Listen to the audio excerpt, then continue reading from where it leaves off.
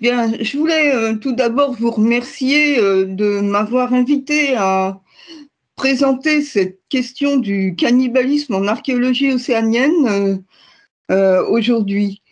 Et pour commencer, je vais faire un peu d'historique et dire que dès les premiers travaux archéologiques effectués dans le Pacifique, l'hypothèse du cannibalisme a été l'alternative la plus fréquemment évoquée quand les restes humains mis au jour lors des fouilles ne présentaient pas les caractéristiques spatiales d'une sépulture telle que celle que je vous montre ici. Caractéristiques spatiales, à savoir un squelette dont les relations anatomiques étaient maintenues, associées à des objets de parure. Ici, je montre une sépulture découverte sur le site de Werraubar en Nouvelle-Zélande, à laquelle étaient associées de grandes herminettes en néphrite et des œufs de moa. Je vous demande de noter l'absence du crâne. On observe cette tendance au cannibalisme dès le début des années 50, notamment dans les travaux de Guy Ford, pour qui l'analyse des restes humains fragmentés et brûlés, retrouvés dans les Midden, pouvait apporter un éclairage à la question du cannibalisme, et notamment discuter de son antiquité. Pour Guy Ford, la consommation de chair humaine par des humains ne soulevait pas de doute, en particulier pour les observations qu'il a pu réaliser sur les sites de Vunda et Navatu, à Fidji, où il a mené ses fouilles. Cette tendance se retrouve également dans les années 60 dans les travaux de Emory et Sinoto en Polynésie française sur, par exemple, le complexe cérémoniel de Tapu Tapu Atea à Raiatea. Les descriptions des archéologues Emory et Sinoto sont aussi lapidaires que celles de Guy Ford, des os humains dispersés, fragmentés, grignotés par des rats et montrant des traces d'une exposition au feu, à l'instar des os humains retrouvés à proximité, sont des vestiges de cannibalisme. Cette tendance existe aussi dans les travaux de Garanger sur la Mélanésie, sur le site d'inhumation du chef Roy Mata au Vanuatu. Concernant ce site, Garanger indique qu'il est possible que cette cérémonie ait été accompagnée d'anthropophagie. Il dit cela parce que des petits foyers étaient dispersés entre les inhumations et qu'il y avait autour de ces foyers des os humains brisés et dispersés. Il interprète ce paquet d'osselons comme une offrande.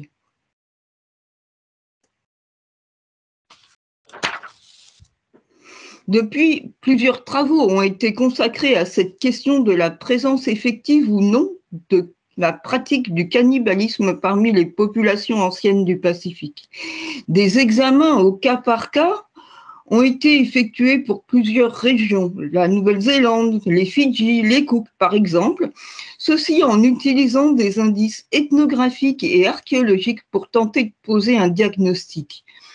On peut citer notamment les travaux de Jan Barber concernant la Nouvelle-Zélande. On peut aussi citer les travaux de Simon Best pour Fidji. Bon, voilà, j'en ai fait une petite liste ici que je pourrais vous faire passer si cela vous intéresse. Dans ce type d'approche, qui est encore utilisé aujourd'hui, le contexte, plus que l'analyse des ossements, guide l'interprétation des vestiges archéologiques. C'est le cas notamment dans cet article publié cette année par Ben Shaw et Simon Cox. Ben Shaw et Simon Cox nous montrent, grâce à l'analyse d'une riche documentation ethnographique, que le cannibalisme était pratiqué dans la région de Massine, dans le sud-est de la Papouasie, en relation avec le développement du système sociopolitique durant les 500 dernières années. Dans cet article, il présente brièvement deux petits assemblages osseux provenant de deux sondages effectués dans 2 Midden. L'un comprend 16 fragments osseux et 12 dents, l'autre des fragments d'osselets. Ils indiquent la présence sur les os de traumatismes directs par objet contendant, de marques de découpe et de traces de brûlure. D'après les auteurs, l'état des ossements est fortement compatible avec les récits ethnographiques sur le cannibalisme dans la région. Cet exemple nous montre l'influence prédominante du contexte dans lequel les chercheurs posent leurs questions, analysent et interprètent leurs données. Cette démarche va à l'encontre de celle des bioarchéologistes qui estiment que l'os seul peut générer une reconstruction fiable du phénomène à l'origine de l'assemblage archéologique. Concernant les îles du Pacifique, plusieurs auteurs ont adopté cette seconde démarche qui consiste à faire parler l'assemblage avant de chercher des comparaisons dans d'autres sources. Toutefois, un examen bioarchéologique spécifique des restes humains soupçonnés d'avoir été cannibalisés n'a été entrepris que dans 10 cas seulement, dont 6 aux îles Fidji, 1 à Tonga, 1 pour les îles Cook et 2 pour la Papouasie-Nouvelle-Guinée. Voici la liste de ce que j'ai pu repérer dans la bibliographie.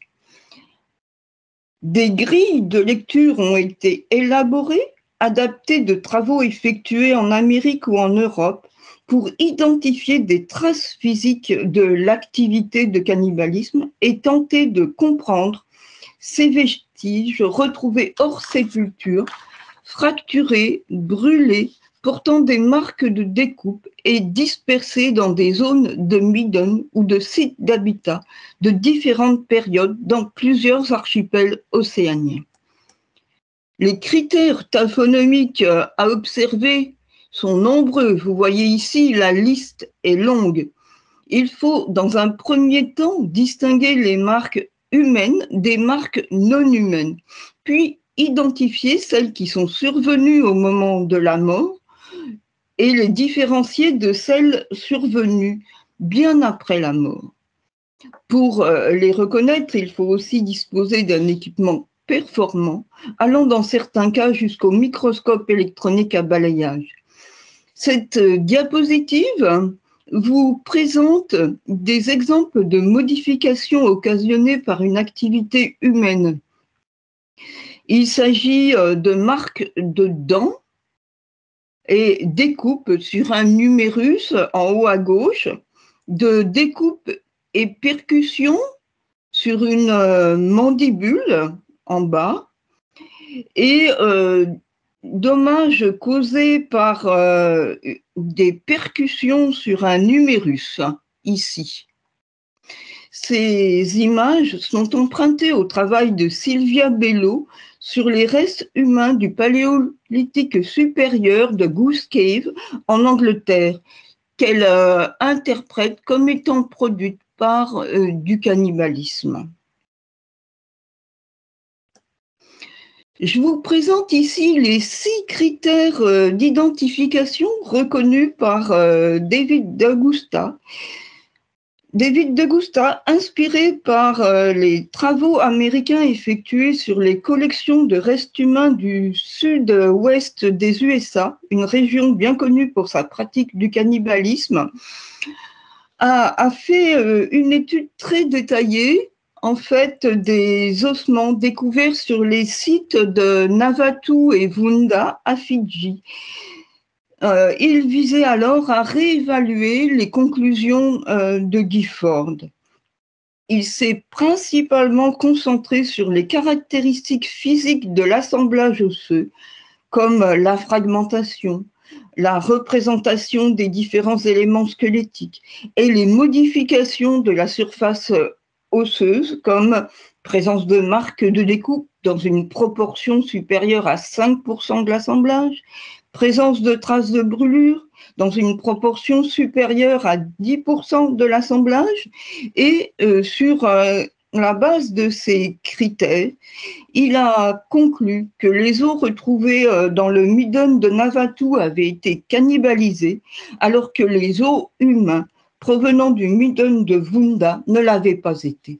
Ici, vous voyez l'exemple d'une découpe sur une extrémité d'un os long. Ici, c'est une image obtenue au microscopie électronique. Michael Pietrusewski et collaborateurs ont tenté d'appliquer les critères définis par De Gusta à un cas très particulier. Il s'agit du cas d'un adolescent découvert dans l'île de Waya, dans les Yasawa, à Fidji. Les restes d'un jeune adolescent de 10-12 ans ont été retrouvés dans un foyer, dans une grotte. Comme le montre l'image de gauche, l'individu est représenté par des os longs, des côtes et une partie des os de l'épaule droite. Les autres os sont manquants. Aucun des os présents n'est complet et plusieurs présentent des marques de brûlure liées à une exposition au feu. Il s'agit de côtes, humérus, radius, ulna gauche, fibula gauche que j'ai indiqué par des points bleus sur cette image. Ils ont également observé des marques de découpe, c'est les points roses, qui sont présents sur les vertèbres, côtes, clavicules, humérus, fémur, tibia. Ici, vous voyez illustrer quelques-unes de ces marques. D'après les auteurs, ces restes peuvent représenter un dépôt secondaire ou un cas de cannibalisme. Ils ne peuvent pas se prononcer au-delà de ces deux propositions. Mais ils disent, s'il s'agit de cannibalisme, alors les critères d'identification devraient tenir compte des spécificités du cannibalisme fidjien, dont des taux de fragmentation des os relativement faibles, parce que les Fidjiens mangent généralement de la viande, mais pas de moelle. Et il devrait y avoir moins de marques de découpe que les 10% considérés par De Gusta, car des couteaux en bambou qui laissent des marques peu visibles ont pu être utilisés. Cette liste présente les 9 critères d'identification retenus par Alice Torré. Elle a obtenu cette liste en faisant une synthèse des études bioarchéologiques d'assemblage suspectées de cannibalisme que j'ai mentionnées précédemment. Pour cet auteur, les assemblages culturels du Pacifique sont uniques. Et donc, comme Michael Pietrusewski, elle pense qu'ils ne peuvent pas être analysés avec des critères diagnostiques définis pour d'autres cultures, dont celle du sud-ouest des États-Unis. Elle a appliqué sa grille de lecture à 4 assemblages de restes humains fragmentés et brûlés provenant de midden fouillés par David Burley dans les îles Apai, à Tonga, et montre que le cannibalisme est une hypothèse improbable pour expliquer ces dépôts. Dans ces cas, le piétinement par des humains et des animaux a été le principal facteur de modification des os, de même que le creusement de fosses, et notamment le creusement de fosses pour faire des fours enterrés ou des sépultures, et également la perturbation de ces sépultures pour la récupération d'os comme matière première sont les principales causes des transformations observées sur les os humains. Et en effet, des outils en os humain ont été découverts sur Tongatapu dans des niveaux similaires et l'auteur en a identifié un dans un des cas étudiés. Au-delà de ce résultat, Alice Torré souligne 2 points importants. Premièrement, les marques de combustion sur les os sont trompeuses. Elles doivent être analysées en détail pour déterminer si elles sont survenues sur l'os frais au moment du traitement, cannibale ou non, ou sur l'os sec et donc a posteriori, hors contexte cannibale ou autre. Deuxième conclusion importante, il apparaît que les os humains brûlés et fragmentés présents dans les midons peuvent être le témoin de plusieurs activités humaines, non seulement du cannibalisme, mais aussi de l'inhumation et de la fabrication d'outils sur os humains. Ici, un radius humain transformé en aiguille pour l'usage est supposé être pour attacher les voiles des pirogues. Allant encore plus loin dans l'analyse, Hans Stoder et Timothy Rees rejettent définitivement l'idée d'une signature taphonomique universelle du cannibalisme et estiment qu'il est plus constructif d'examiner les données dans le contexte des pratiques mortuaires de la région d'étude. Ils considèrent qu'il faut regarder le problème à petite échelle, à l'échelle de la région, voire de la localité d'étude, d'où provient l'assemblage archéologique. Leur étude détaillée, dont je recommande la lecture, leur étude détaillée des caractéristiques taphonomiques, de la représentation des éléments squelettiques, mais surtout de la représentation spatiale, à la fois des os humains et des os animaux provenant de 3 midons du site d'Aitapé en Papouasie-Nouvelle-Guinée, le permet de conclure que les restes étudiés représentent des sépultures secondaires, probablement associées à des prélèvements spécifiques d'ossements sur le squelette, bien que certains des os présentent certaines caractéristiques taphonomiques liées au cannibalisme. Leur étude soulève 3 questions cruciales pour l'archéologue. Premièrement, il existe un problème de représentativité, en particulier pour les petits assemblages provenant de la fouille non exhaustive d'un espace. Comment savoir si les quelques os brûlés mis au jour ou les quelques marques de découpe observées s'inscrivent dans les proportions indiquées, qui sont de 10 et 5%, comme je l'ai signalé. Deuxièmement, il souligne l'importance de la prise en compte de la répartition spatiale des restes humains relativement aux autres restes présents dans le site, ce qui n'est pas toujours bien observé, puisque les études sont en général faites a posteriori.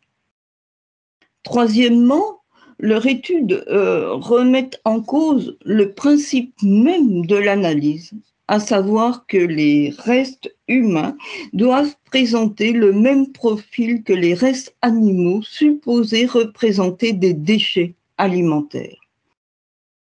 En effet, dans leur étude, Hans Stoder et Timothy Rees démontrent que les restes humains et les restes de cochons participaient du même programme mortuaire impliquant la désarticulation et la conservation de certains éléments squelettiques sélectionnés pour les 2 espèces. Or, en pratique, les assemblages animaux ne sont que très rarement étudiés conjointement aux assemblages humains avec les mêmes critères. Le problème ici est une forme de cloisonnement disciplinaire qu'il faudrait parvenir à dépasser pour progresser dans les études sur le cannibalisme. Ainsi, comme le rappellent Knussel et Outram, il n'est donc pas surprenant qu'en résumant les caractéristiques ostéologiques associées à une interprétation du cannibalisme, Kantner ait écrit qu'aucun critère taphonomique ne constitue une preuve définitivement convaincante de la présence du cannibalisme. Je dirais, sauf peut-être, comme Dominique Barbe l'a évoqué, les marques de dents humaines, illustrées ici dans le cas de sites américains du Colorado. Ces marques de dents humaines constituent un indice direct, malheureusement rarement recherché et rarement détecté. Face à cette situation, des auteurs ont donc envisagé d'examiner d'autres marqueurs. Certains ont envisagé l'analyse biochimique des coprolites. Un essai qui paraît concluant a été réalisé pour un site du sud-ouest du Colorado. Mais pour ce qui concerne les îles du Pacifique, les coprolites humains sont relativement rares et en fait, je ne connais qu'un cas en Nouvelle-Zélande qui a été analysé pour son contenu en parasites. D'autres collègues ont cherché à appliquer les analyses isotopiques. Il s'agit des travaux de Field et collaborateurs, Jones et collaborateurs et Braca et collaborateurs que j'ai listés ici. En bref, les analyses isotopiques des régimes alimentaires reposent sur un principe simple, selon lequel les tissus biologiques humains et animaux enregistrent la signature isotopique de ce qu'ils consomment. La signature isotopique de l'os, par exemple, sera le reflet des aliments consommés par l'individu durant les 10 dernières années de sa vie. Pour cela, on procède le plus souvent à des dosages des isotopes stables du carbone et de l'azote dans le collagène osseux. Ces dosages renseignent sur le contenu protéique de l'alimentation et le type d'environnement dans lequel les ressources sont puisées. Field et collaborateurs ont utilisé ces analyses pour tenter de cerner l'origine d'humains datant du début de la préhistoire fidjienne et présentant des traces interprétées comme résultant de cannibalisme. Ces restes ont été découverts dans l'île de Holo, dans les Yasawa. Pour cela, ils sont partis de deux postulats selon lesquels des populations ayant vécu dans des environnements différents ont des signatures isotopiques différentes et que les individus cannibalisés sont extérieurs à la population locale.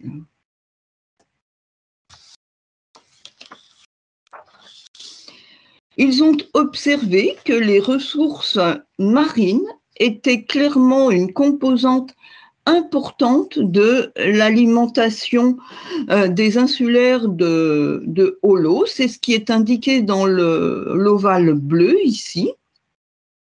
Et ils notent que les restes cannibalisés dans l'ovale rouge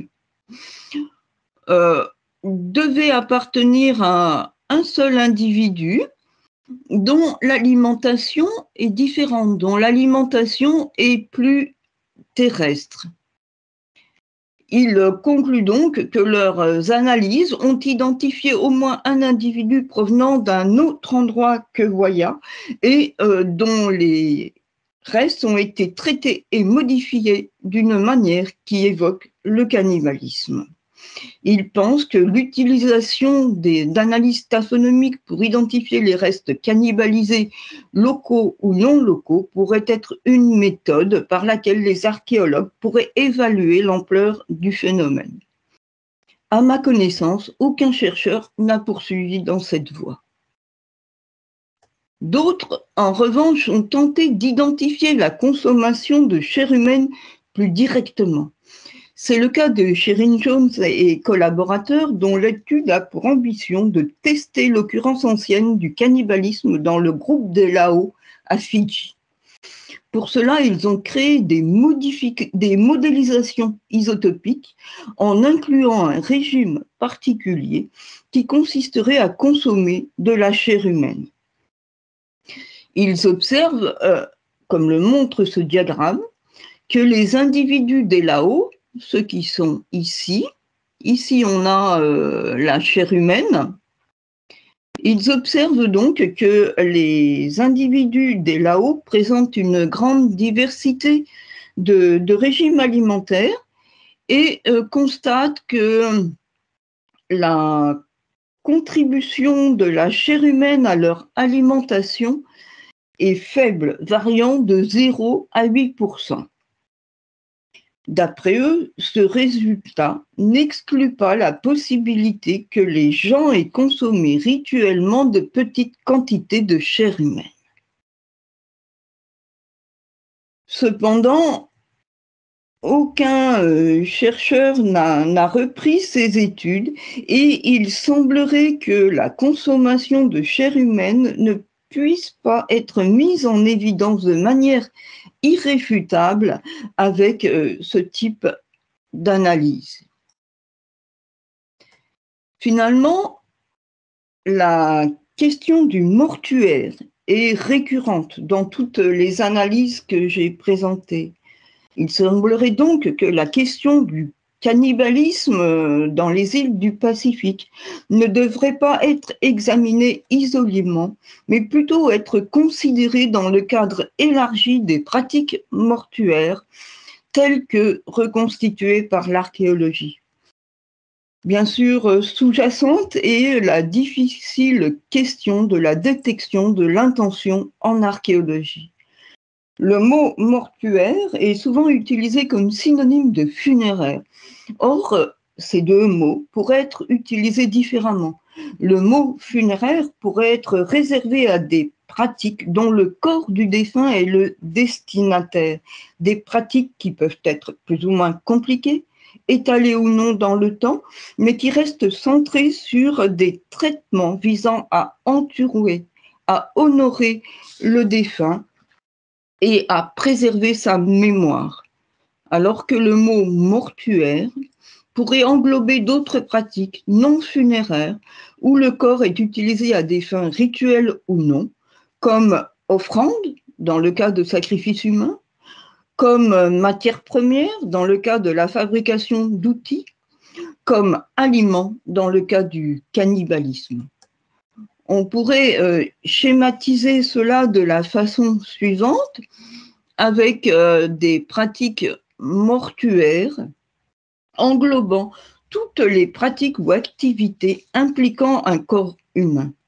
Ces différents cas de figure peuvent conduire à une rupture de l'intégrité du corps et ou du squelette, alors que les indices taphonomiques visibles sur les os ne sont exclusifs ni de l'une ni de l'autre de ces activités, d'où la difficulté à obtenir un diagnostic de cannibalisme positif. En l'état, seule la présence de morsures humaines sur les os pourrait faire la différence, mais elles ne sont que rarement recherchées. Une des pistes de recherche pour y voir plus clair pourrait être de se concentrer sur le moment de cette rupture d'intégrité du corps et donc de comprendre quel était l'état de décomposition de l'individu au moment de l'intervention, ce qui est encore peu considéré en archéologie océanienne. Une autre piste que l'on pourrait suggérer serait une prise en compte plus large de la répartition spatiale des vestiges lors de la fouille archéologique.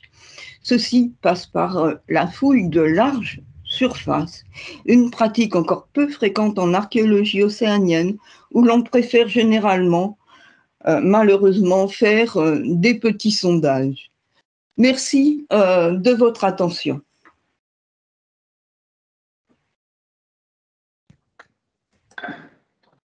C'est bon. C'est nous qui vous remercions de cette intervention extrêmement intéressante. Moi, j'aurais quelques questions. Alors, tout d'abord, des questions qui viennent de la salle sur des points de vocabulaire. Il y a en particulier une question de Louis Lagarde sur le terme de Miden ou Maiden en archéologie. Qu'est-ce que ça signifie exactement? Poubelle. C'est une poubelle. Oui, en fait, oui, c'est une zone de rejet de déchets alimentaires et autres. Okay. Et j'ai une demande de définition sur un deuxième terme, c'est taphonomique.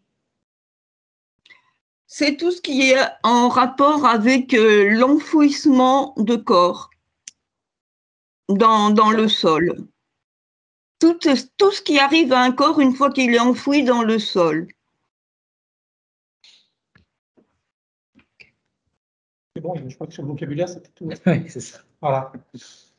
J'aurais quelques questions de Béotia à vous poser, hein, parce que je ne suis pas du tout archéologue. Mais est-ce que parmi les différentes sources, parce que la question des sources a été posée par Dominique Barre tout à l'heure de façon tout à fait pertinente, est-ce que parmi les sources, qui permettent d'avancer hein, sur cette thématique du cannibalisme, est-ce qu'il y a par exemple une réflexion sur les objets qui peuvent être associés au corps enterré ou sur la question des techniques plus que des pratiques? Et puis, autre source qui me vient à l'esprit, c'est toutes les photographies de type ethnographique qui ont été faites au XIXe siècle, notamment par la Société géographie de Paris ou de Londres, avec quelqu'un comme, par exemple, Roland Bonaparte, qui a fait des milliers et des milliers de photos. Et parmi, ces scènes ethnographiques, il y a forcément des scènes qui représentent des cannibales. Et donc, est-ce que c'est des documents qui sont exploités ou pas par les archéologues ou éventuellement par les historiens? Donc, objet, technique, photo. Ouais. Non, les photos ne sont pas exploitées à ma connaissance. Ce qui serait intéressant, c'est de faire des analyses tracéologiques et essayer de voir quels outils auraient pu être utilisés pour partitionner les corps. Et ceci n'est pas réellement fait. Des analyses tracéologiques sur des éclats d'obsidienne ont été effectués sur lesquels on a identifié du sang humain et les outils en question n'ont pas été interprétés comme ayant pu servir à découper un corps, mais comme ayant servi à faire des tatouages.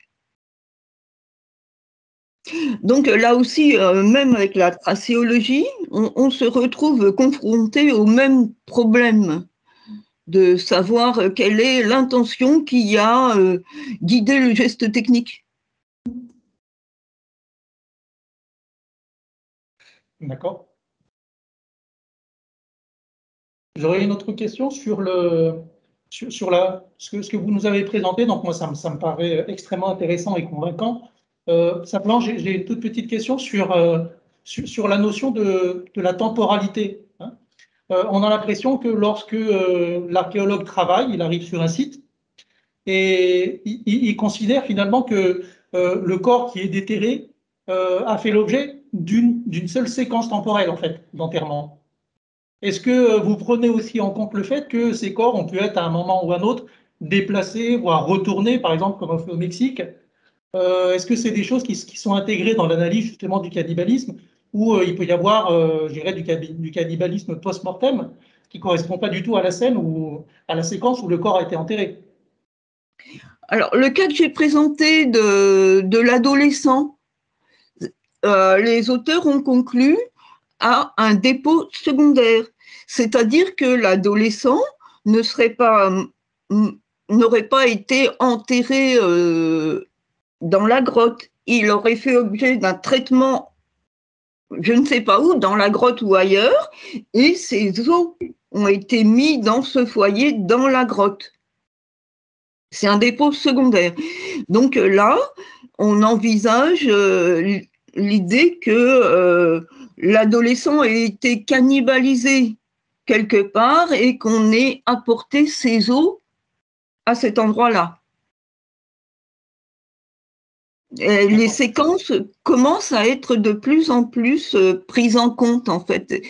Et effectivement, il est important de penser aux chaînes opératoires en réalité, et aussi bien pour le cannibalisme que pour les pratiques funéraires, où il existe des chaînes opératoires funéraires, et un individu peut être soumis à plusieurs chaînes opératoires funéraires au cours de son grand parcours funéraire.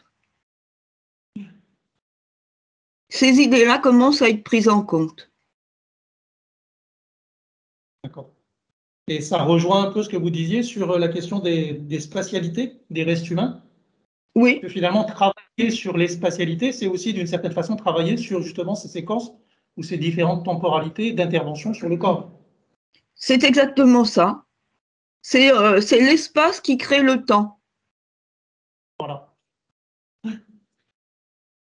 Sinon, j'aurais une autre question aussi sur peut-être, ça peut être intéressant pour, voilà, pour nos auditeurs, pour les gens qui sont à distance, de repréciser peut-être des définitions ou des catégories voilà, que vous avez utilisées ou qui sont utilisées justement quand on traite de ces questions, mais qui ne sont pas toujours très claires, entre rites funéraires, cannibalisme, c'est-à-dire est-ce que tous les rites funéraires induisent forcément des cas de cannibalisme? La réponse est non, mais il faut peut-être préciser les choses.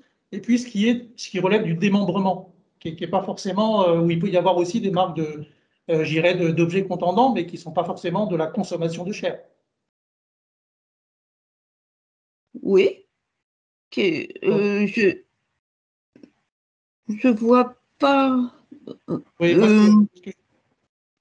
La découpe du corps, le démembrement existe dans plusieurs pratiques, que ça soit un crime, que ça soit, par exemple, la guillotine pour un condamné, que ça soit ce qu'on a observé sur le site Lapita de Teuma, où les morts étaient en partie démembrés, on leur coupait les mains et les pieds, et ils étaient enterrés avec leurs mains et leurs pieds, mais placés de façon particulière. Rien n'empêche de dire que, enfin, moi je ne dirais pas qu'il y a eu du cannibalisme dans le cas de Teuma, mais dans le cas dont j'ai parlé pour les Lao, les auteurs pensent que une découpe, un retrait de chair peuvent être l'indice d'une consommation d'une petite fraction de chair humaine. Alors, bien sûr, on peut émettre cette hypothèse, mais elle est non vérifiable. Hein. C'est ça, parce qu'il y a quand même une ambiguïté gérée un peu permanente sur les traces que vous montrez, sur les os, etc. Donc on voit bien effectivement que ça a été fait avec un objet contendant. Mais comment on fait la part des choses entre ce qui relève, je dirais, du démembrement ou de l'extraction de chair, et puis la consommation de la chair elle-même? C'est ça qui n'est pas évident. Ah, mais c'est même, je dirais, c'est le nœud du problème. Oui, un démembrement, le but, c'est de séparer deux parties anatomiques. Alors, on va couper les tendons. Pour récupérer un muscle, on va couper les tendons. On ne va pas couper le muscle et le détruire. On veut le garder pour le consommer. Alors là, comment faire la différence? Je ne vois pas.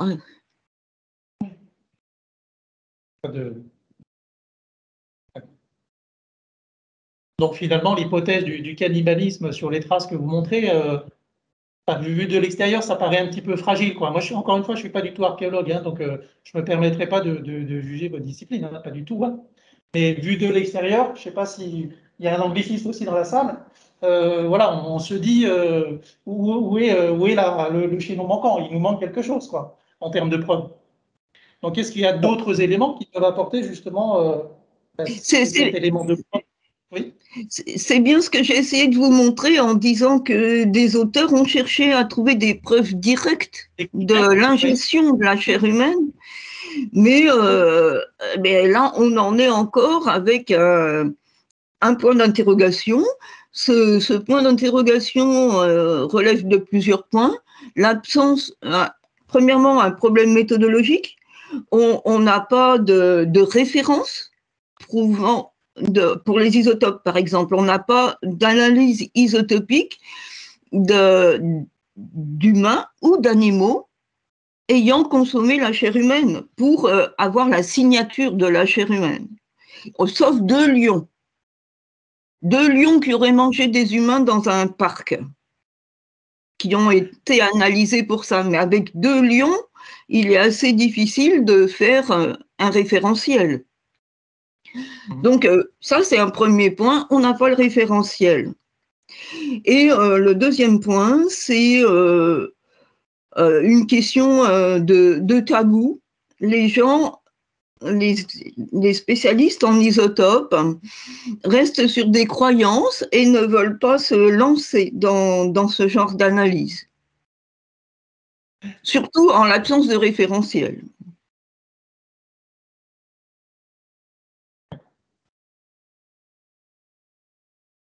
Bon, il y a des questions en 5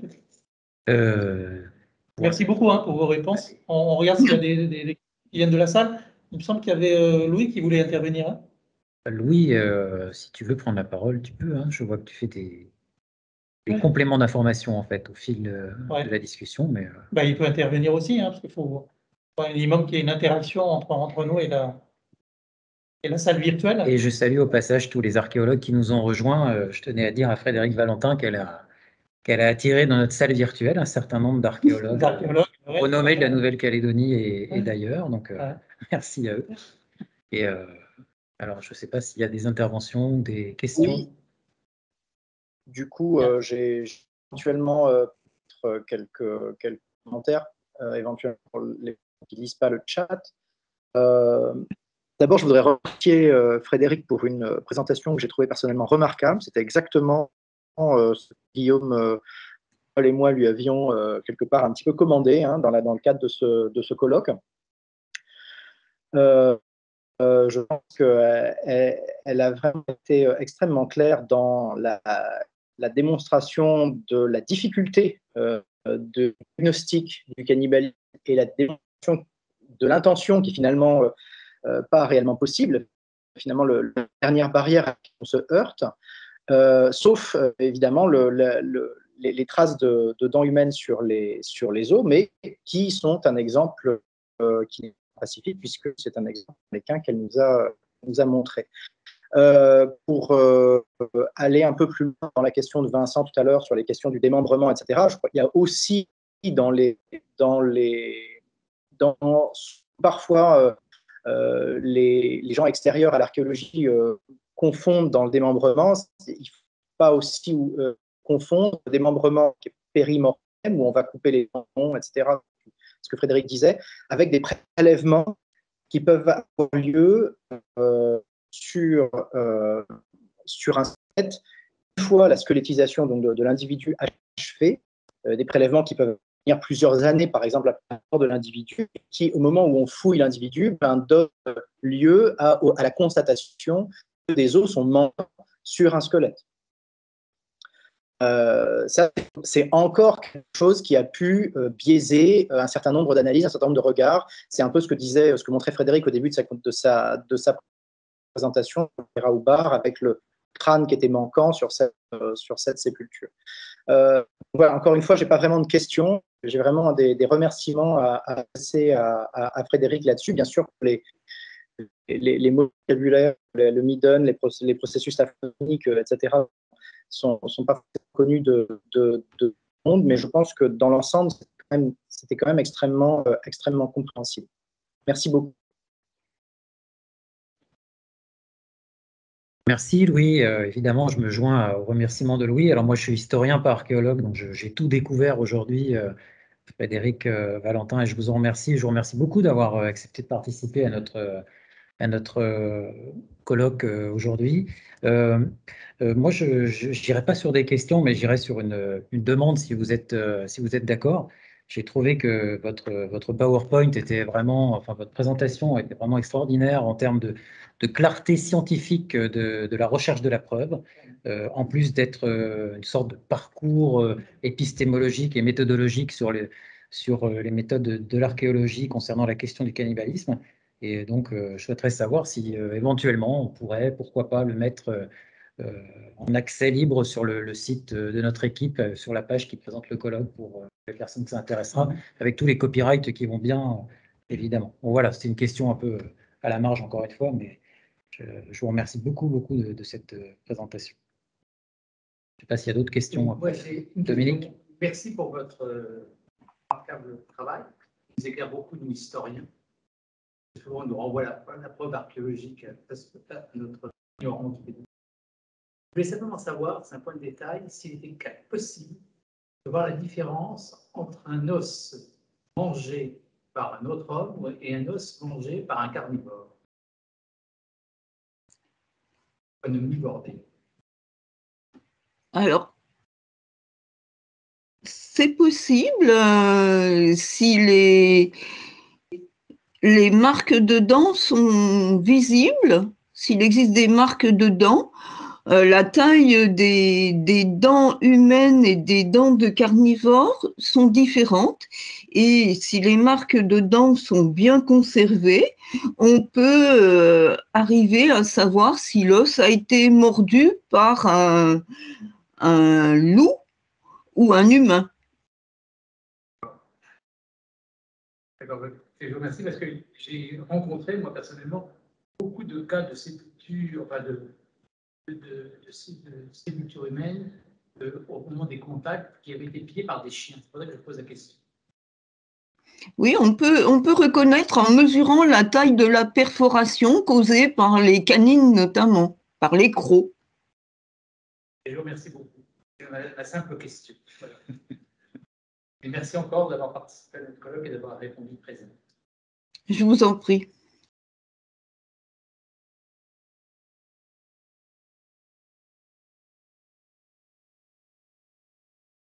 On va s'arrêter là. On va passer à la communication suivante, non? Ouais. Sauf si oui. Louis, tu veux intervenir, je t'en prie, Louis. Ça permet, c'est rebondissait sur la question de Dominique, mais il me semble qu'à Marais, Frédéric, peut-être des traces d'une morsure de requin sur quelque chose comme ça. Où? À Marais, des ossements dans oui, une... Oui, une nénéguèche.